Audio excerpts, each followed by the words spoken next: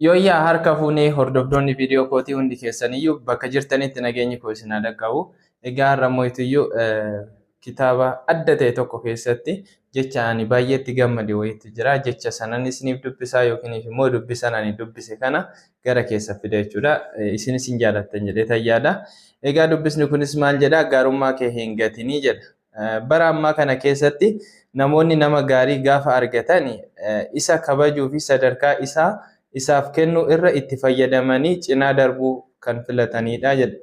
Ati garuu bitaa fi mirga kee ilaaluudhaan namoota saniif hiikaa ni kennita taanani gaarummaa kee sana gataa dhufta. Kanaafuu gaarummaa kee sana eeguudhaaf malee sababa isaaniitiif gaarummaa kee sana hin gatin.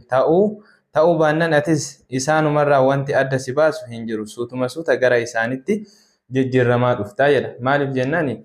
Yeroo baay'ee namoonni namootaaf gaarii ni oolu.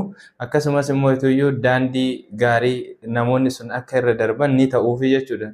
Namoonni sun immoo galanni yookiin siin kabaja galanni siif haa ta'u kan isaaniif malu osoo ta'u garuu nuti immoo ilaalcha fi kennaa akkamii namoota sanii kennina kan jedhudha. Kanaafuu gaarummaa jechuun maalidha?